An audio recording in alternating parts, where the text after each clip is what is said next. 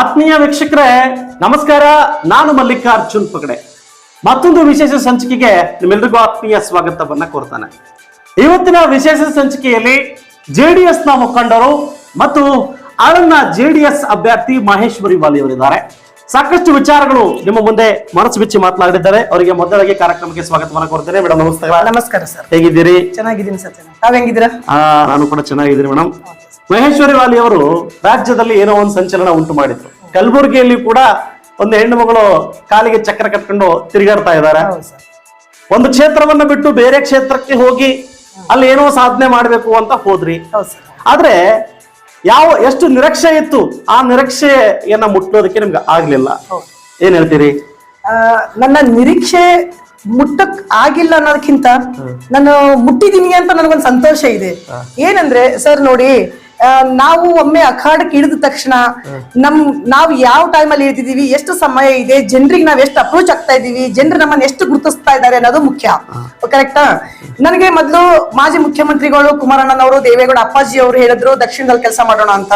ದಕ್ಷಿಣದಲ್ಲಿ ಒಂದು 6 ತಿಂಗಳು ಕೆಲಸ ಮಾಡಿದ್ಮೇಲೆ ನನಗೆ ನಮ್ಮ ಮನೆಯವರು ನಾವೆಲ್ಲ ಕುತ್ಕೊಂಡು ಡಿಸೈಡ್ ಮಾಡಿದಾಗ ನಮಗ್ ಅನ್ಸಿದ್ ಒಂದೇ, ನಾವು ಜಿಲ್ಲೆ ಬಿಟ್ಟು ತಾಲೂಕ ಬಿಟ್ಟು ಜಿಲ್ಲೆಯಲ್ಲಿ ನಮ್ಮ ಊರು, ನಮ್ಮ ಜನರ ಮಧ್ಯದಲ್ಲಿ ಹೋಗ್ಬೇಕು.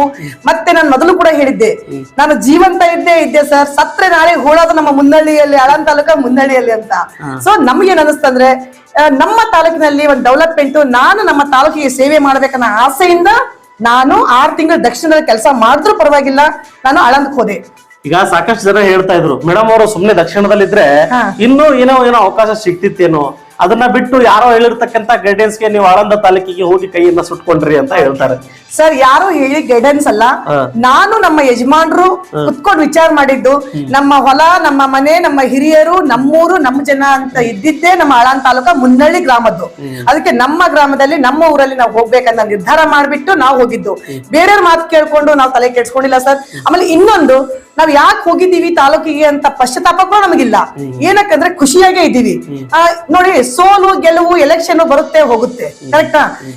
ನಾನ್ ನಿಮಗೊಂದು ಮಾತು ಕೇಳ್ತೀನಿ ಸರ್, 40 ವರ್ಷದವ್ರ ಮುಂದೆ 13 ತಿಂಗಳದವರು ನಾವ್ ಏನ್ ಮಾಡಕ್ ಸಾಧ್ಯ, ಕರೆಕ್ಟಾ? ಆದ್ರೂ ಕೂಡ ನಾನೊಂದು ಹೆಣ್ಣು ಮಗಳಾಗಿ, ತಾಲೂಕಿನ ಮಗಳಾಗಿ, ತಾಲೂಕಿನ ಸೊಸೆಯಾಗಿ ನನ್ನ ಕರ್ತವ್ಯವನ್ನು ನಾನು ಶ್ರದ್ಧೆಯಿಂದ ನಿಭಾಯಿಸಿದೀನಿ. ಜನರ ಮನೆಗೆ ಹೋಗಿದ್ದೀನಿ, ಕಷ್ಟ ಪಟ್ಟಿದ್ದೀನಿ, ದೊಡ್ಡ ದೊಡ್ಡ ಕಾರ್ಯಕ್ರಮಗಳು ಮಾಡಿದೀನಿ. ನಾನು ಎಷ್ಟು ಪ್ರಯತ್ನ ಪಡ್ಬೇಕು, ನನ್ನ ಶಕ್ತಿ ಮೀರಿ ಪ್ರಯತ್ನ ಪಟ್ಟಿದ್ದೀನಿ. ಸಾರಿ, ಮಾತು ಕಟ್ ಮಾಡಿದ ಹೇಳಿದ್ರಿ ಸರ್, 40 ವರ್ಷದವ್ರ ಮುಂದೆ 13 ತಿಂಗಳದವ್ರು ಏನ್ ಮಾಡ್ಲಿಕ್ಕೆ ಸಾಧ್ಯ ಅಂತ. ಆದ್ರೂ ಕೂಡ ತಾಲೂಕಿನಲ್ಲಿ ಒಂದು ಮಟ್ಟಿಗೆ ನೀವು ಸೆನ್ಸೇಷನ್ ಕ್ರಿಯೇಟ್ ಮಾಡಿದೀರಿ. ಎಲ್ಲಾ ಗ್ರಾಮಗಳಿಗೆ ಹೋಗಿ ತೆರಳಿ ಹೆಣ್ಣು ಮಕ್ಕಳನ್ನ ಅಟ್ರಾಕ್ಷನ್ ಮಾಡ್ತಾ ಇದ್ರಿ, ನಿಮ್ಮತ್ತ ಸೆಳಿತಾ ಇದ್ರಿ, ಜನ ನಿಮ್ಮನ್ನ ಬೆಂಬಲಿಸ್ತಾ ಕೂಡ ಇದ್ರು. ಆದ್ರೆ ಚುನಾವಣೆಯಲ್ಲಿ ಓಟನ್ನ ಪರಿವರ್ತನೆ ಮಾಡೋದಕ್ಕೆ, ಮತವನ್ನ ಪರಿವರ್ತನೆ ಮಾಡೋದಕ್ಕೆ ನೀವು ವಿಫಲರಾದ್ರ ಅಂತ ಅನ್ಸುತ್ತಾ ನಿಮಗೆ? ಸರ್, ವಿಫಲ ಆಗಿಲ್ಲ, ನಾನು ಯಶಸ್ವಿನಿ ಆಗಿದ್ದೀನಿ ಅಂತ ಹೇಳ್ಕೊತೀನಿ. ಏನಕ್ಕೆ ಗೊತ್ತಾ, 13 ತಿಂಗಳಲ್ಲಿ ನಾನು 5 ತಿಂಗಳು ದೊಡ್ಡ ದೊಡ್ಡ ಕಾರ್ಯಕ್ರಮಗಳು ಮಾಡಿದೆ ತಾಲೂಕಿನಲ್ಲಿ. ಪ್ರಧಾನಮಂತ್ರಿಗಳಾದ ದೇವೇಗೌಡ ಅಪ್ಪಾಜಿ ಅವರನ್ನ ಕರೆಸ್ದೆ, ಕುಮಾರಣ್ಣನವರನ್ನ 3 ಸಲ ಕರೆಸ್ದೆ, CM ಇಬ್ರಾಹಿಂ ಅವರನ್ನ ಕರೆಸ್ದೆ, ಆಮೇಲೆ ನಮ್ಮ ಅನಿತಾ ಕುಮಾರ್ ಅಕ್ಕರವ್ರನ್ನ ಕರೆಸ್ದೆ. ದೊಡ್ಡ ದೊಡ್ಡ ಕಾರ್ಯಕ್ರಮಗಳು ಮಾಡಿದೆ. ನಿಮ್ಗೆ ಗೊತ್ತು, ನಾನು 11,000 ಸೀರೆ ಹಂಚ್ದೆ, ಅರಿಶಿಣ ಕುಂಕುಮ ಕಾರ್ಯಕ್ರಮ ಮಾಡಿದೆ, ಅದು ಅಮರ್ಜೆ ಡ್ಯಾಮ್ ಅಲ್ಲಿ ಕೂಡ ಕಾರ್ಯಕ್ರಮ ಮಾಡಿದೆ. ಇದ್ರಲ್ಲೇ ನನಗೆ 5 ತಿಂಗಳು ಟೈಮ್ ಹೋಯ್ತು ಸರ್, ಕರೆಕ್ಟಾ?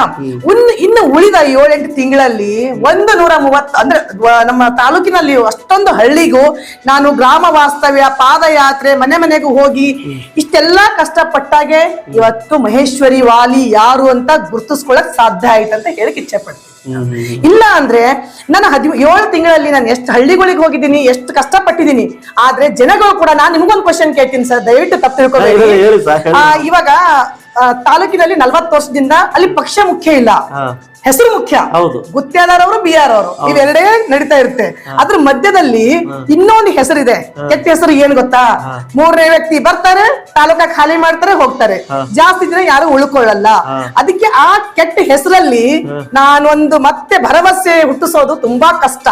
ಅದ್ರ ಮಧ್ಯದಲ್ಲೂ ಒಂದು ಭರವಸೆ ಹುಟ್ಟಿಸಿದೀನಿ. ಇವತ್ತಿಗೂ ಕೂಡ ಮಹೇಶ್ವರಿ ವಾಲಿ ಅವರು ತಾಲೂಕಿನಲ್ಲೇ ಇದ್ದಾಳೆ. ನಾನು ಅಲ್ಲೇ ಇರ್ತೀನಿ, ಅಲ್ಲೇ ಹೋರಾಟ ಮಾಡ್ತೀನಿ, ಜನರ ಮಗಳಾಗಿ ಇರ್ತೀನಿ ಅಂತ ಹೇಳಕ್ ಇಚ್ಛೆ ಪಡ್ತೀನಿ. ಆಯ್ತು, ನೀವು ಹೇಳಿದ್ರಿ 40 ವರ್ಷದಿಂದ BR ಪಾಟೀಲ್ ಮತ್ತು ಸುಭಾಷ್ ಗುತ್ತಿದಾರ್ ನಡುವೆ ರಾಜಕೀಯ ನಡೆಯುತ್ತೆ, ಪಕ್ಷ ಮುಖ್ಯ ಅಲ್ಲ ಅಂತ ಹೇಳಿದ್ರಿ.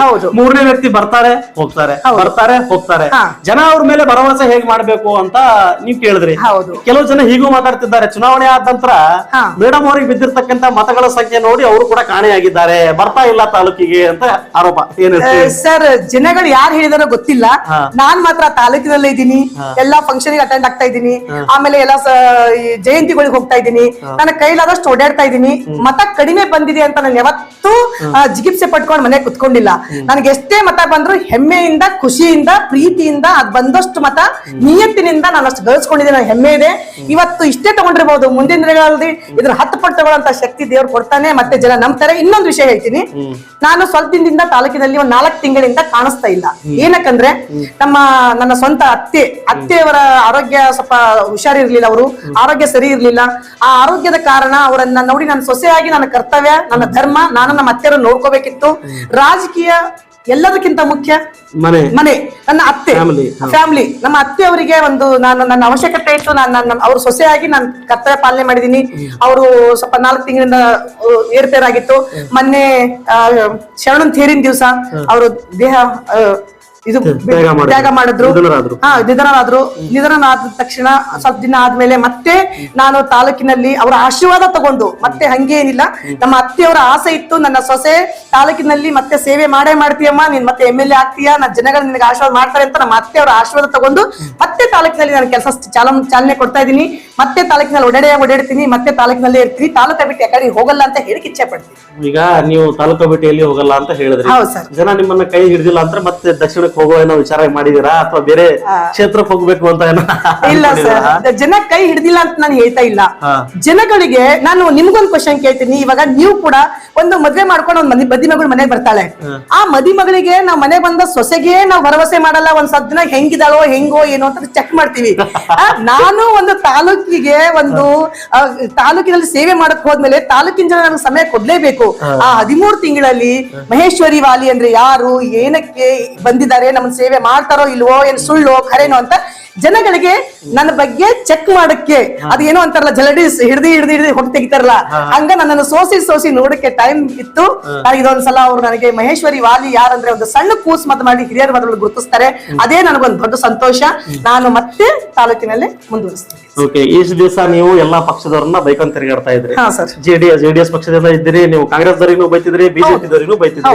ಈಗ ಲೋಕಸಭಾ ಚುನಾವಣೆ ಬಂತು, ನಿಮ್ಮ ಪಕ್ಷದವರು ಮತ್ತೆ ಬಿಜೆಪಿ ಜೊತೆ ಅಲೈನ್ಸ್ ಮಾಡ್ಕೊಂಡ್ರು. ಇದಕ್ಕೂ ಮುಂಚೆ ಬಿಜೆಪಿ ಪಕ್ಷವನ್ನ ನೀವು ಕೋಮುವಾದಿ ಪಕ್ಷ ಅಂತ ಆರೋಪ ಮಾಡ್ತಾ ಇದ್ರಿ.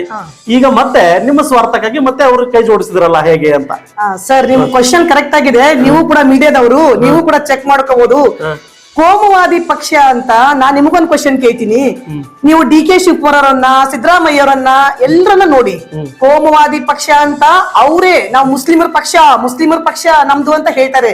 ನಮ್ಮ ಪ್ರಧಾನಮಂತ್ರಿಗಳು ದೇವೇಗೌಡರಾಯ್ತು, ನಮ್ಮ ನರೇಂದ್ರ ಮೋದಿ ಅವರಾಯ್ತು, ನಮ್ಮ ಕುಮಾರಣ್ಣನಾಯ್ತು, ಯಾರಾದ್ರೂ ನಮ್ಮ ಪಕ್ಷ ಮುಸ್ಲಿಮ ಪಕ್ಷ ಅಂತ ಹೇಳ್ಕೊಂಡಿದ್ದೇನಾ?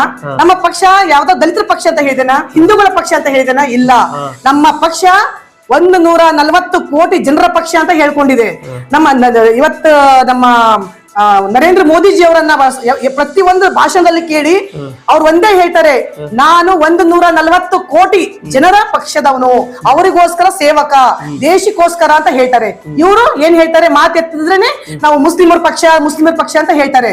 ಮತ್ತೆ ನೀವು ಅಂತವ್ರ ಜೊತೆ ಕೈ ಜೋಡಿಸ್ಬೇಕಾ? ದೇಶಕ್ಕೋಸ್ಕರ ಹೋರಾಟ ಮಾಡುವಂತ ಮಹಾನ್ ವ್ಯಕ್ತಿ ಪಕ್ಷಕ್ಕೋಸ್ಕರ ಹೋಗ್ಬೇಕಾ? ನೀವೇ ನಿರ್ಧಾರ ಮಾಡಿ.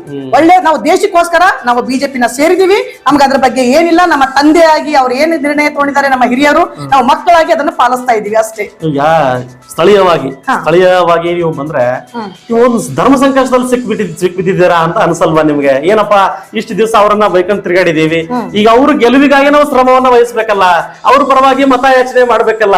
ಈಗ ನೀವು ಬೀದರ್ ಲೋಕಸಭೆ ಚುನಾವಣೆಗೆ ಬಂದ್ರೆ ನಿಮ್ಮ ಬಿಜೆಪಿ ಅಭ್ಯರ್ಥಿ ಆಗಿರ್ತಕ್ಕಂಥ ಭಗವಂತ ಖೂಬಾ ಅವರನ್ನ ಗೆಲ್ಲಿಸಬೇಕು.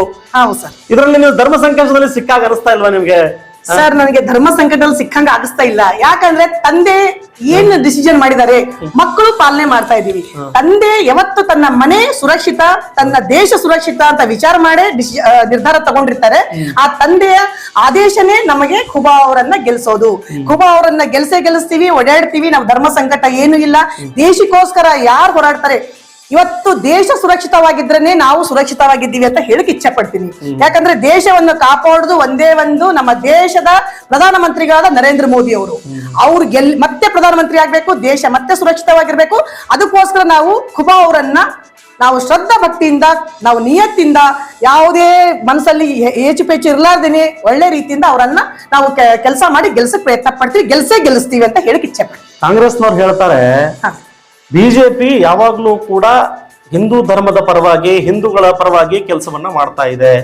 ಎಲ್ಲ ಸಮುದಾಯವನ್ನ ತೆಗೆದುಕೊಂಡು ಹೋಗ್ತಿರ್ತಕ್ಕಂಥ ಕೆಲಸ ಬಿಜೆಪಿ ಮಾಡಿಲ್ಲ. ಅಂತವರ ಜೊತೆಯಲ್ಲಿ ಕೈ ಜೋಡಿಸಬೇಡಿ ನೀವು. ಮೋದಿ ಅವರು ಸ್ಟೇಜ್ ಮೇಲೆ ನಿಂತ್ಕೊಂಡ್ರೆ ಕೇವಲ ಸುಳ್ಳಿನ ಸರಮಾಲೆಗಳ ಭಾಷಣವನ್ನ ಮಾಡ್ತಾರೆ. ಅಂತವರನ್ನ ನೀವ್ ಯಾಕೆ ಗೆಲ್ಲಿಸ್ತೀರಿ? ನಮ್ಮನ್ನ ಗೆಲ್ಲಿಸಿ. ಅವ್ರನ್ನ ಸೋಲಿಸ್ಬೇಕು ಅಂತ ಸುಮಾರು 17-18 ಪಕ್ಷಗಳು ಒಂದಾಗಿವೆ. ನೀವು ಕೂಡ JDS ಪಕ್ಷದವರು ಅವ್ರ ಜೊತೆ ಕೈ ಜೋಡಿಸಬಹುದಿತ್ತಲ್ವಾ? ಮತ್ತೆ ಸರ್ ಅವರು ಹೇಳ್ತಾರೆ ಸುಳ್ಳಿನ ಮಾಲೆ ಅಂತ. 70 ವರ್ಷದಿಂದ ಇವ್ರೇನು ಮಾಡಿದ್ದಾರೆ? ಇವ್ರೇನು ಸತ್ಯದ ಮಾಲೆ ಹಾಕೊಂಡು ಹೊಡಿದಾರ? ಏನು ಇಲ್ಲ. ನರೇಂದ್ರ ಮೋದಿ ಅವರು ಗುಜರಾತ್ ಅಲ್ಲಿ ಕೆಲಸ ಮಾಡಿದ್ರು, ಒಂದು ಬ್ಲಾಕ್ ಚುಕ್ಕೆ ಇಲ್ಲ ಅವ್ರ ಬಗ್ಗೆ. ಇವಾಗ 10 ವರ್ಷ ಪ್ರಧಾನಮಂತ್ರಿಯಾಗಿ ಕೆಲಸ ಮಾಡ್ತಾ ಇದಾರೆ, ಒಂದು ಸಣ್ಣ ಚುಕ್ಕೆನೂ ಇಲ್ಲ ಕೆಟ್ಟದ್ದು ಅವ್ರ ಬಗ್ಗೆ. ಅಂತ ವ್ಯಕ್ತಿ ದೇಶಕ್ಕೋಸ್ಕರ ಯಾರು ಧರ್ಮ ಧರ್ಮ ಧರ್ಮ ಇವರೇ ಧರ್ಮ ಹೊಡಿತಾ ಇದಾರೆ ಸರ್. ಧರ್ಮದ ಬಗ್ಗೆ ನಮ್ಮ ನಾಯಕರಾಯ್ತು, ಪ್ರಧಾನಮಂತ್ರಿಗಳಾಯ್ತು, ಯಾರಾದ್ರೂ ಒಬ್ರು ಧರ್ಮದ ಬಗ್ಗೆ ಮಾತಾಡಿದಾರ? ಧರ್ಮದ ಬಗ್ಗೆ ಹೇಳಿಕೆ ಕೊಟ್ಟಿದಾರ? ನೀವು ಮೀಡಿಯಾದವರಲ್ವಾ? ಮೀಡಿಯಾ ತೆಗೆದು ನೋಡಿ. ಸಿದ್ದರಾಮಯ್ಯ ಅವ್ರು ಮಾತೆತ್ತಿದ್ರೆ ನನ್ನ ಮುಸ್ಲಿಂ ಬಾಂಧವರ ಧರ್ಮ ಪಕ್ಷ ಅಂತಾರೆ. DK ಶಿವಕುಮಾರ್ ಅವರು ಅದೇ ಮಾತಾಡ್ತಾರೆ. ಈ ಕಾಂಗ್ರೆಸ್ನವ್ರು ಮಾತಾಡಿದೆ ಅದೇ. ನೀವು 70 ವರ್ಷದಲ್ಲಿ ಏನು ಮಾಡಾರ ಕೆಲಸ, ಇಡೀ ವಿಶ್ವವನ್ನೇ ತಿರುಗಿ ನೋಡಂತ ಕೆಲಸ ನಮ್ಮ ನರೇಂದ್ರ ಮೋದಿ ಅವರು 10 ವರ್ಷದಲ್ಲಿ ಮಾಡ್ತಾ ಇದ್ದಾರೆ. ಮತ್ತೆ ಅಂತ ಮಹಾನ್ ವ್ಯಕ್ತಿ ಪಕ್ಷಕ್ಕೆ ಸೇರ್ಪಡೆ ಆಗ್ಲಿಲ್ಲ ಅಂದ್ರೆ, ನಾವು ಕೈ ಜೋಡಿಸಲಿಲ್ಲ ಅಂದ್ರೆ ಮತ್ತೆ ಯಾವ ಪಕ್ಷಕ್ಕೆ ಮಾಡ್ಬೇಕು ಸರ್? ಕೋಮುವಾದಿ ಪಕ್ಷ ಇವರು, ನಾವಲ್ಲ. ಇದು ತಮಗೂ ಗೊತ್ತು. ನೀವು ಮೀಡಿಯಾದವರು ಕೂಡ ಅದನ್ನ ಕರೆಕ್ಟ್ ಆಗಿ ಹೇಳ್ಬೇಕು. ಅಂದ್ರೆ ನಿಮ್ಮ ಪ್ರಕಾರ ಕೋಮುವಾದಿ ಪಕ್ಷ ಬಿಜೆಪಿ ಅವರೆಲ್ಲ ಕಾಂಗ್ರೆಸ್ನವರು. JDS ನವರು ನಾವು ಜಾತ್ಯತೀತ ಪಕ್ಷ. ಹಿಂದೆನೂ ಜಾತ್ಯತೀತ ಇದೀವಿ, ಇವಾಗ್ಲೂ ಜಾತ್ಯತೀತ ಇದೀವಿ, ಮುಂದೆ ಕೂಡ ಜಾತ್ಯತೀತ ಇರ್ತೀವಿ. ನಮ್ಮ ಹಿರಿಯರು ಹೇಳಿದರೆ ಸರ್ವ ಜನಾಂಗದ ಶಾಂತಿಯ ತೋಟ ಅಂತ. ನಮ್ಗೆ ಯಾವುದೂ ಇಲ್ಲ. ನಮ್ಗೆ ಒಂದೇ ಒಂದು ನಮ್ಮ ದೇಶದ ಪ್ರಧಾನಮಂತ್ರಿ ಹೇಳ್ತಾರಲ್ಲ, 140 ಕೋಟಿ ಭಾರತೀಯರು ಅಂತ. ನಾವು ಕೂಡ 140 ಕೋಟಿ ಭಾರತೀಯರ ಬಗ್ಗೆನೇ ಕಾಳಜಿ ಇದೆ ನಮ್ಗೆ. ಅದರಲ್ಲಿ ನಮಗೆ ಯಾವ ಜಾತಿ ಧರ್ಮವೂ ಇಲ್ಲ. ಎಲ್ಲಾ ಜಾತಿ ಒಂದೇ ಜಾತಿ, ಒಂದೇ ಒಂದು. ನಾವು ಭಾರತೀಯರು ಅಷ್ಟೇ ಹೇಳಿಕ್ಕೆ ಇಚ್ಛೆ ಪಡ್ತೀವಿ. ಓಕೆ, ಈಗ ಕಲಬುರಗಿ ಜಿಲ್ಲೆಗೆ ಬಂದ್ರೆ ನೂತನವಾಗಿ ಮೊನ್ನೆ ಬಾಲರಾಜ್ ಗುತ್ತೇದಾರ್ ಅವರು ಜಿಲ್ಲಾಧ್ಯಕ್ಷರ ಚುಕ್ಕಾಣಿ ಹಿಡಿದ್ರು ಸಣ್ಣ ವಯಸ್ಸಿನಲ್ಲಿ. ಅವರಿಗೆ ಅವಕಾಶವನ್ನ ಸಿಕ್ಕಿರ್ತಕ್ಕಂಥದ್ದು, ಜೊತೆಗೆ ಹಿರಿಯರನ್ನ ತೆಗೆದುಕೊಂಡು ಹೋಗುವ ಸಾಮರ್ಥ್ಯ ಅವರಲ್ಲಿ ಇದೆ ಅಂತೀರಾ? ಪಕ್ಷವನ್ನ ಮುನ್ನಡೆಸಿರ್ತಕ್ಕಂಥ ಸಾಮರ್ಥ್ಯ ಬಾಲರಾಜ್ ಗುತ್ತೇದಾರ್ ಅವರ ಹತ್ರ ಇದೆ ಅಂತೀರಾ? ಅಥವಾ ಅವಕಾಶ ನಿಮಗೆ ಏನಾದ್ರೂ ಸಿಗಬೇಕಾಗಿತ್ತು ಅನಿಸುತ್ತಾ ನಿಮಗೆ? ಸರ್ ಒಂದ್ ಮಾತು ಹೇಳ, ಅವಕಾಶ ನನಗೆ ನಮ್ಮ ಮಾಜಿ ಮುಖ್ಯಮಂತ್ರಿಗಳು ಕರೆದು ಕೇಳಿದ್ರು. ಓಕೆನಾ? ನೋಡಿ ಒಂದ್ ಮಾತು ಹೇಳ್ತೀನಿ, ಬಾಲರಾಜ್ ಗುತ್ತೇದಾರ್ ಆಗಿದ್ದು ಒಳ್ಳೆ ವ್ಯಕ್ತಿ, ಅದಕ್ಕೆ ಸೂಟೇಬಲ್ ಇದ್ದಾರೆ. ಬಾಲರಾಜ್ ಗುತ್ತೇದಾರ್ ಅವ್ರು ಆಗಿದ್ದು ನಮ್ಮೆಲ್ಲರ ಒಂದು ಒಪ್ಪಿಗೆಯಿಂದನೇ ಆಗಿದ್ದು.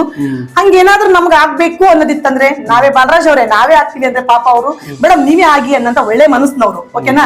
ಸೊ ಅದು ಬೇಡ. ಕುಮಾರಣ್ಣನವರು ಒಂದು ಒಳ್ಳೆ ನಿರ್ಧಾರ ತಗೊಂಡಿದ್ದಾರೆ ಅಂದ್ರೆ ಅದ್ರ ಹಿಂದೆ ಅವರು ಆ ಸೂಟೇಬಲ್ ಕ್ಯಾಂಡಿಡೇಟ್ ಇದ್ದಾರೆ, ಅವರು ಅದಕ್ಕೆ ಅರ್ಹತರಿದ್ದಾರೆ ಅಂತ ತಗೊಂಡಿದ್ದಾರೆ. ಅವ್ರ ಹತ್ರ ಹಿರಿಯರನ್ನ, ಚಿಕ್ಕವರನ್ನ ಎಲ್ಲರನ್ನು ತಗೊಂಡು ಹೋಗಂತ ಕ್ವಾಲಿಟಿ ಇದೆ ನಮ್ಮ ಬಾಲರಾಜ್ ಗುತ್ತೇದಾರ್ ಅಧ್ಯಕ್ಷರ ಹತ್ರ. ಅವರು ಒಳ್ಳೆ ತರ ಇದೆ. ಅವರು ನಿಭಾಯಿಸ್ತಾರೆ, ಎಲ್ಲರನ್ನ ತಗೊಂಡು ಹೋಗ್ತಾರೆ. ಇವಾಗ ಒಳ್ಳೇದನ್ನೇ ಮಾಡ್ಕೊಂತ ಬಂದಿದ್ದಾರೆ, ಮುಂದೆ ಕೂಡ ಒಳ್ಳೇದು ಮಾಡ್ತಾರೆ. ಬಾಲರಾಜ್ ಗುತ್ತೇದಾರ್ ಒಳ್ಳೆ ವ್ಯಕ್ತಿ ಅಂತ ಹೇಳಕ್ ಇಚ್ಛೆ ಪಡ್ತೀನಿ. ಈಗ ಸ್ಥಳೀಯವಾಗಿ ಹೇಳೋದಾದ್ರೆ, ಈಗ ಮೇಲ್ಗಡೆ ಏನೋ ಇವ್ರು ಅಲಯನ್ಸ್ ಮಾಡ್ಕೊಂಡ್ರು, ಎಲ್ಲ ಹಿರಿಯ ನಾಯಕ ಕೂತ್ಕೊಂಡು ಬಿಜೆಪಿ ಆಮೇಲೆ JDS ಅಲಯನ್ಸ್ ಮಾಡ್ಕೊಳ್ಳೋಣ, ಸೀಟನ್ನ ಹಂಚ್ಕೊಳ್ಳೋಣ ಅಂತ ಹೇಳಿದ್ರು. ಸ್ಥಳೀಯವಾಗಿ ಇವ್ರಿಗೆ ಏನ್ ಕಾಡ್ತಾ ಇದೆ ಸಮಸ್ಯೆ ಏನಪ್ಪಾ ಅಂದ್ರೆ, ನಮ್ಮನ್ನ ಕರಿತಾ ಇಲ್ಲ, ಬಿಜೆಪಿದವ್ರು ನಮ್ಮನ್ನ ಕರಿತಾ ಇಲ್ಲ, JDS ದವ್ರು ನಮ್ಮನ್ನ ಕರಿತಾ ಇಲ್ಲ. ನಾವ್ ಹೇಗ್ ಸಪೋರ್ಟ್ ಮಾಡ್ಬೇಕು, ನಾವ್ ಹೇಗ್ ಸಪೋರ್ಟ್ ಮಾಡ್ಬೇಕು ಅನ್ನೋ ಪ್ರಶ್ನೆ ನಿಮ್ಮಲ್ಲೇ ಉದ್ಭವ ಆಗ್ತಾ ಇದೆ. ಹಾಗಿದ್ರೆ ನೀವು ಇಬ್ರು ಕೂಡ ಯಶಸ್ವಿ ಆಗ್ತೀರಿ ಅಂತ ಹೇಗ್ ಅನ್ಸುತ್ತೆ ನಿಮಗೆ, ಬಿಜೆಪಿ ಅವರಿಗೆ ಮತ್ತೆ JDS ನವ್ರಿಗೆ? ಸರ್ ಅದು ನಿಮ್ ಮೀಡಿಯಾದವ್ರ ಕಣ್ಣಿಗೆ ಕಾಣಿಸ್ತಾ ಇದೆ, ಕಾಂಗ್ರೆಸ್ನವ್ರ ಕಣ್ಣಿಗೆ ಕಾಣಿಸ್ತಾ ಇದೆ. ನಮ್ಮ ಹತ್ರ ಎಲ್ಲ ಚೆನ್ನಾಗೇ ಇದೆ. ನಮ್ದು ಒಂದೇ ಒಂದು, ಹಿರಿಯರು ಏನ್ ಡಿಸಿಷನ್ ತಗೊಳ್ತಾರೆ, ಅವ್ರು ಏನ್ ನಮಗ್ ಮಾರ್ಗದರ್ಶನ ಕೊಡ್ತಾರೆ, ನಮ್ಮ ಒಂದೇ ಒಂದು ನಮ್ಮ ಹಿರಿಯರಾದ ಒಂದೇ ಆಜ್ಞೆ, ನೀವು ಭಗವಂತ ಖುಬಾ ಅವರನ್ನ ಓಡಾಡಿ ಕೆಲಸ ಮಾಡಿ ಅವ್ರನ್ನ ಗೆಲ್ಲಿಸ್ಬೇಕು ಅಂತ ಅವ್ರು ನಮ್ ಕೈ ಮಾಡಿ ತೋರಿಸಿದ್ದಾರೆ. ಅದನ್ನ ನಾವು ತಲೆ ಮೇಲೆ ಹೊತ್ಕೊಂಡು ನಾವು ಓಡಾಡಿ ಕೆಲಸ ಮಾಡ್ತಾ ಇದೀವಿ. ಈ ಸ್ಥಳೀಯರಲ್ಲಿ ಒಂದು ಇರ್ತಾರೆ ಸರ್ 100 ಜನರಲ್ಲಿ ಕರೆದಿದ್ದಾರ ನಿಮ್ಗೆ ಸ್ಥಳೀಯ ನಾಯಕರು ಯಾರಾದ್ರೂ ಹಿರಿಯ ನಾಯಕರು ನಿಮ್ಮನ್ನ ಕರೆದು ಕೆಲಸ ಮಾಡಿ ಜವಾಬ್ದಾರಿ ತಗೊಳ್ಳಿ ಅಂತ ಏನಾದ್ರು ಹೇಳಿದಾರ? ಇವಾಗ ನೋಡಿ ನಮ್ ಹಿರಿಯರು ನಮ್ಗೆ ಬೀದರ್ ಉಸ್ತುವಾರಿ ಅಂತ ಕೊಟ್ರು, ಓಕೆನಾ. ಭಗವಂತ ಖುಬಾ ಸಾಹೇಬ್ರು ಕರೆದ್ರು, ಆರ್ ಅಶೋಕ್ ಅವ್ರು ಬಂದಿದ್ರು, ಒಂದು ಮೀಟಿಂಗ್ ಅಂತ ತಗೊಂಡಿದ್ದಾರೆ. ಸೊ ಒಂದು ಎಲ್ಲರನ್ನ ಕೂಡಿಸಿ ಒಂದು ಮೀಟಿಂಗ್ ಮಾಡ್ಬೇಕು, ಓಕೆನಾ. ಅದು ಒಂದು ಸಮನ್ವಯ ಮೀಟಿಂಗ್ ಅಂತ ಅಂತಾರೆ. ಈಗ ಬೀದರಲ್ಲಿ ಆಗಿದೆ, ಈಗ ತಾಲೂಕಾ ವೈಸ್ ಮಾಡ್ತಾ ಇದ್ದಾರೆ. ಇನ್ನು ಮುಂದೆ ತಾಲೂಕದಲ್ಲಿ ಒಂದು ಸಮನ್ವಯ ಮೀಟಿಂಗ್ ಮಾಡ್ತಾರೆ, ನಮಗೂ ಬಿಜೆಪಿ ಅವರು ಕೂಡಿಸ್ತಾರೆ, ಕರೀತಾರೆ ಅನ್ನೋ ನಂಬಿಕೆ ಇದೆ. ಮತ್ತೆ ನಾವು ಅವರು ಸೇರಿ ಕೆಲಸ ಮಾಡ್ತೀವಿ, ಮಾಡಿ ಮತ್ತೆ ಭಗವಂತ ಖುಬಾ ಅವರನ್ನ ಗೆಲ್ಸ್ತೀವಿ, ಅವ್ರು ಗೆದ್ದೆ ಗೆಲ್ತಾರೆ ಅನ್ನೋ ನಂಬಿಕೆ ನಮ್ಗಿದೆ ಸರ್. ನಮ್ಮ ಮನಸ್ಸಲ್ಲಿ ಯಾವ್ದು ಇಲ್ಲ, ಅವ್ರ ಮನಸ್ಸಲ್ಲೂ ಯಾವ್ದು ಇಲ್ಲ ಅಂತ ನಾನು ಅನ್ಕೊಂಡಿದೀನಿ. ನಾವು ಇವಾಗ ಹಿರಿಯರ ಆಜ್ಞೆ ಪಾಲಿಸ್ತೀವಿ, ಭಗವಂತ ಖುಬಾ ಅವರನ್ನ ಗೆಲ್ಸ್ತೀವಿ. ಈಗ ಜೆಡಿಎಸ್ ನಲ್ಲಿ ಮಹೇಶ್ವರಿ ವಾಲಿ ಅವರ ರಾಜಕೀಯ ಭವಿಷ್ಯ ಹೇಗೆ ನೋಡ್ತಾ ಇದ್ದೀರಾ? ಇಲ್ಲ ನನ್ನ ಭವಿಷ್ಯ ಇದೆಯಪ್ಪ ಇಲ್ಲಿ, ಅಥವಾ ಮತ್ತೆ ಬಿಜೆಪಿಗೆ ಹೋಗ್ಬೇಕು ಅಂತ ತಲೆಯಲ್ಲಿದೆನಾ ಅವಕಾಶಕ್ಕಾಗಿ?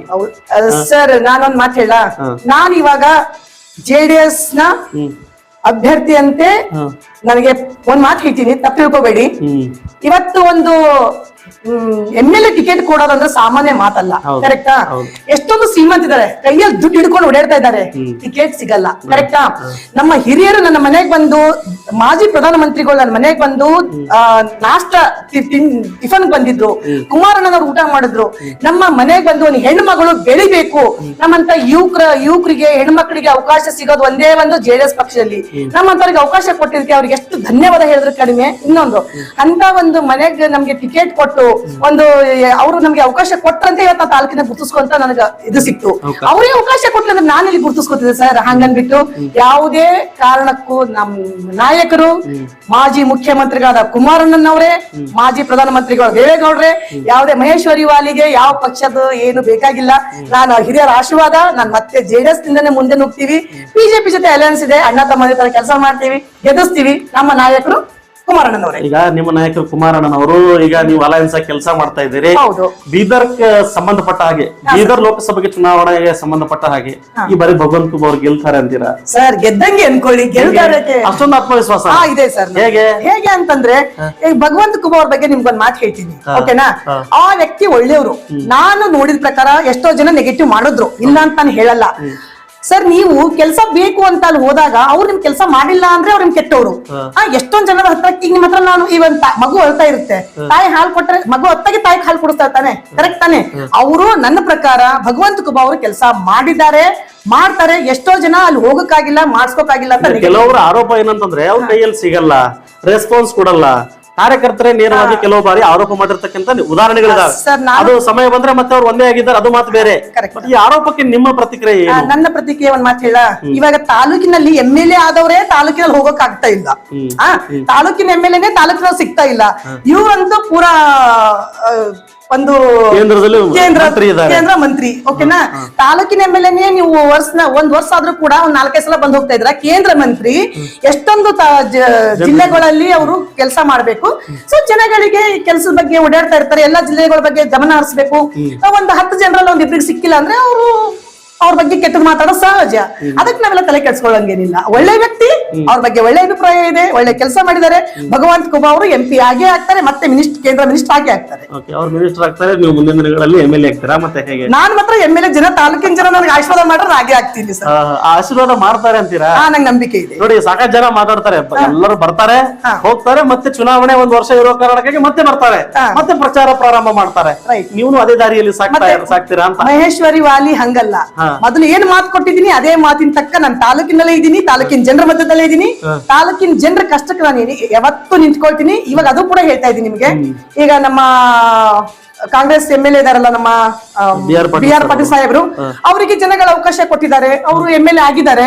ಸೊ ಅವ್ರು ಕೂಡ ಇವಾಗ ಹಿಂದಿನವ್ರು ಕೂಡ ಗುದ್ಲಿ ಪೂಜನೆ ಮಾಡೋದ್ರು, ಇವರು ಇವಾಗ ಕಾಮಗಾರಿಕೆ ಏನು ಆಗ್ತಾ ಇಲ್ಲ. ಸೊ ಅವ್ರಿಗೆ ಏನಿದ್ರು ಗೃಹಲಕ್ಷ್ಮಿ ಅವು ಇವೆಲ್ಲ ಇದ್ರ ಸಂಬಂಧ ಆಗ್ತಾ ಇಲ್ಲ ಅನ್ನೋ ಗೊತ್ತಿಲ್ಲ. ಈಗ ನನ್ನ ಕೆಲಸ ಏನು, ಅವ್ರು MLA ಆದ ತಕ್ಷಣ ಬೆನ್ನತ್ತದಲ್ಲ. ನನ್ ಒಂದಾದ್ರೂ ಸ್ಟೇಟ್ಮೆಂಟ್ ನೋಡಿದೀರಾ ಅವ್ರ ಬಗ್ಗೆ ನೆಗೆಟಿವ್ ಕೊಟ್ಟಿದೀವಾ? ಯಾಕೆ ಕೊಟ್ಟಿಲ್ಲ ಗೊತ್ತಾ? ಅವ್ರಿಗೆ ಸಮಯ ಬೇಕು. ನಾವು MLA ಆದ ತಕ್ಷಣ ಆ ಕೆಲಸ ಮಾಡಿ ಈ ಕೆಲಸ ಮಾಡಿ ಆಗಲ್ಲ, ಸಮಯ ಬೇಕು. 1 ವರ್ಷ ಆಯ್ತು, ನಾವು ಕೂಡ ಅವ್ರ ಹತ್ರ ಇನ್ ಮುಂದೆ ಕೆಲಸ ಆಗಿಲ್ಲ ಅಂದ್ರೆ ತಾಲೂಕಿನಲ್ಲಿ ಹೋರಾಟ ಮಾಡ್ತೀವಿ. ಕೆಲಸ ಈಗ ನೀವು ಅಷ್ಟೊಂದು ಸಾಫ್ಟ್ ಕಾರ್ನರ್ ತೋರಿಸಿದ್ರೆ ನಿಮ್ಮನ್ನ ಜನರಿಗೆ ಯಾವ ರೀತಿ ತೋರಿಸ್ತೀರಿ? ಯಾಕೆಂತಂದ್ರೆ ನೀವು ಅವರನ್ನ ಪ್ರಬಲವಾಗಿ ವಿರೋಧ ಮಾಡಿದ್ರೆ ನಿಮ್ಮನ್ನ ಜನ ಗುರುತಿಸ್ತಾರೆ. ಅವರ ವಿಫಲತೆಯನ್ನ ನೀವು ತಾಲೂಕಿನ ಜನತೆಗೆ ತೋರಿಸಿದ್ರೆ ಮಾತ್ರ ಗೊತ್ತಾಗೋದಲ್ವಾ? ಕರೆಕ್ಟ್. ನಾನು ನಿಮ್ಗೊಂದು ಮಾತು ಕೇಳ್ತೀನಿ.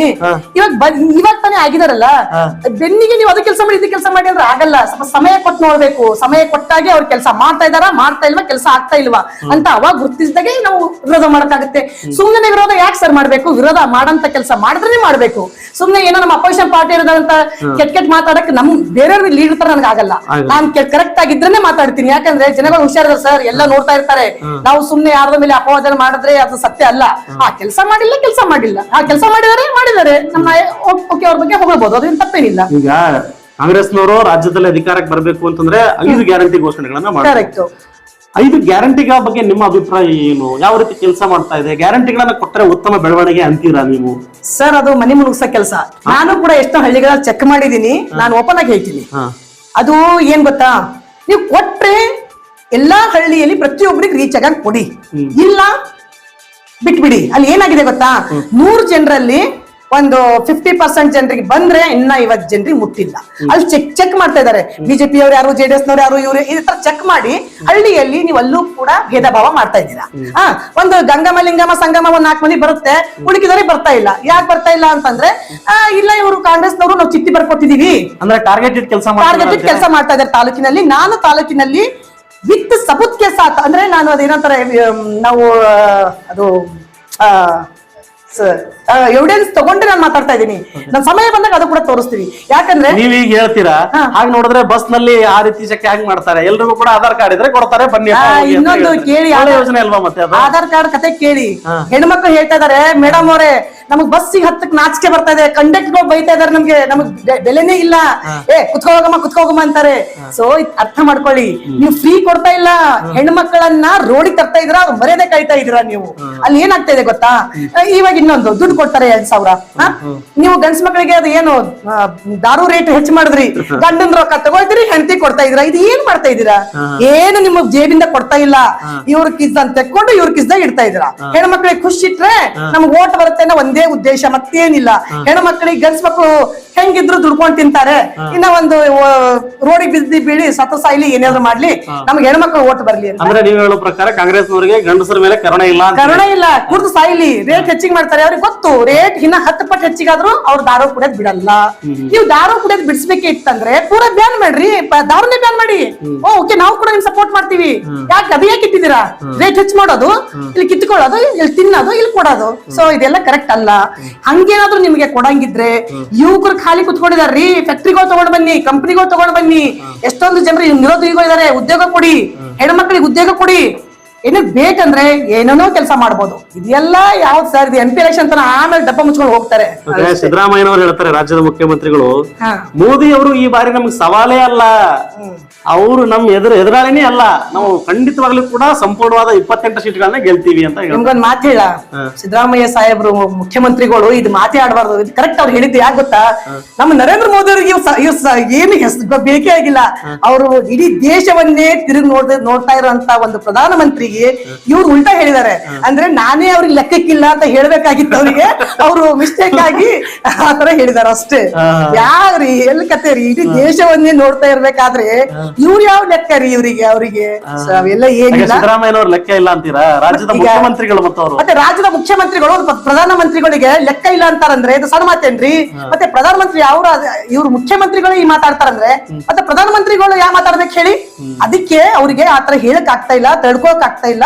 ಅದಕ್ಕೆ ನಮ್ಗವ್ರು ಲೆಕ್ಕಕ್ಕಿಲ್ಲ ಅಂತ ಇದಾರೆ. ನನ್ನ ಪ್ರಕಾರ ನರೇಂದ್ರ ಮೋದಿ ಅವರಿಗೆ ನಮ್ಮ ಮುಖ್ಯಮಂತ್ರಿಗಳ ಲೆಕ್ಕಕ್ಕಿಲ್ಲ, ಅದು ಇವರು ರಿವರ್ಸ್ ಹೇಳಿದ್ದಾರೆ ಅಷ್ಟೇ. ಓಕೆ ಮೇಡಮ್, ಧನ್ಯವಾದಗಳು. ಸಾಕಷ್ಟು ವಿಚಾರಗಳನ್ನ ಮನಸ್ಸು ಬಿಚ್ಚಿ ಮಾತಾಡಿದ್ರಿ. ಕೊನೆಯದಾಗಿ ಹೇಳೋದಾದ್ರೆ, ಈ ರಾಜ್ಯದ ಜನತೆಗೆ, ಆಳಂದ ತಾಲೂಕಿನ ಜನತೆಗೆ ಮತ್ತು ಈ ಬಾರಿಯ ಚುನಾವಣೆಯಲ್ಲಿ ಯಾವ ರೀತಿಯಾಗಿರ್ತಕ್ಕಂತ ಫಲಿತಾಂಶ ಬರಬಹುದು ಅಂತ ಹೇಳ್ತೀರಿ, ನಿರೀಕ್ಷೆ ಇಟ್ಕೊಂಡಿದ್ದೀರಿ? ನಾನು ನಮ್ಮ ತಾಲೂಕಿನ ಜನಕ್ಕೆ ಒಂದೇ ಹೇಳೋದು ಇಚ್ಛೆ ಪಡ್ತೀನಿ. ನಿಮ್ಮ ಮನೆ ಮಗಳು ಮಹೇಶ್ವರಿ ಶಿವಕುಮಾರ್ ವಾಲಿ ಮುನ್ನಳ್ಳಿ, ಮೊದಲು ನಿಮ್ಗೆ ಅದೇ ಹೇಳಿದ್ದೀನಿ, ಇವಾಗ್ಲೂ ಹೇಳ್ತಾ ಇದ್ದೀನಿ. ನಾನು ಯಾವತ್ತೂ ಯಾವ ಬಿಜೆಪಿ ಅವ್ರು ಕರ್ಸಿದ್ರು ಬಂದಿಲ್ಲ, ಕಾಂಗ್ರೆಸ್ನವ್ರು ಕರ್ಸಿದ್ರು ಬಂದಿಲ್ಲ. ನನ್ನ ಸ್ವಂತ ಇಚ್ಛೆಯಿಂದ ನಮ್ಮ ಮಾಜಿ ಮುಖ್ಯಮಂತ್ರಿಗಳು ನನಗೆ ಟಿಕೆಟ್ ಕೊಟ್ಟರು. ನಾನು ನಮ್ಮ ತಾಲೂಕಿಗೆ ಒಂದು ಮಗಳಾಗಿ, ಸೊಸೆಯಾಗಿ ಸೇವೆ ಮಾಡಕ್ ಬಂದಿದ್ದೀನಿ. ನಿಮ್ಮ ಮಗಳಾಗಿ ನಿಮ್ಮ ಮನೇಲಿ ಇರ್ತೀನಿ ಅಂತ ಮೊದಲು ಹೇಳಿದೀನಿ, ಇವತ್ತು ಹೇಳ್ತಾ ಇದ್ದೀನಿ. ನಿಮ್ಮ ಮಗಳು ನಿಮ್ಮ ಸೇವೆಗೋಸ್ಕರ ಸದಾ ಸಿದ್ಧ. ನಾನು ತಾಲೂಕಿನಲ್ಲೇ ಇರ್ತಾ ಇದ್ದೀನಿ, ಅದೇ ಮನೇಲಿ ಇರ್ತಾ ಇದ್ದೀನಿ, ಅದೇ ಟಿಪ್ಪು ಚೌಕಲ್ಲಿ ನನ್ನ ಮನೆ ಇದೆ, ನಾನು ಅಲ್ಲೇ ಇರ್ತೀನಿ. ನೀವು ಯಾವತ್ತೇ ತಾಲೂಕಿನಲ್ಲಿ ಈ ಮಗಳಿಂದ ಹೆಲ್ಪ್ ಬೇಕಂದ್ರೆ ನೀವು ಎನಿ ಟೈಮ್ ಕರಿಬಹುದು. ನಿಮ್ಮ ಮಗಳು ನಿಮ್ಮ ಮನೆಗೆ ನಿಮ್ಮ ಜೊತೆ ಕೆಲಸಕ್ಕೆ ಹಾಜರಿರ್ತಾಳೆ ಅಂತ ಹೇಳ್ತಾ ಇದ್ದೀನಿ. ಇನ್ನೊಂದು ವಿಷಯ, ನನ್ನ ದೇಶಕ್ಕೋಸ್ಕರ ತಮಗೆಲ್ಲರಿಗೂ ಕೈ ಜೋಡಿಸಿ ಕೇಳ್ತೀನಿ, ನಾವು ದೇಶ ಉಳಿದ್ರೇನೆ ನಾವು ಉಳಿಲಿಕ್ಕೆ ಸಾಧ್ಯ. ದೇಶ ಉಳಿಸ್ಬೇಕಂದ್ರೆ ಒಬ್ಬರೇ ಒಬ್ರು ನಮ್ಮ ಪ್ರಧಾನಮಂತ್ರಿಗಾದ ನರೇಂದ್ರ ಮೋದಿ ಅವರು ಮತ್ತೆ ಪ್ರಧಾನಮಂತ್ರಿ ಆಗ್ಬೇಕು.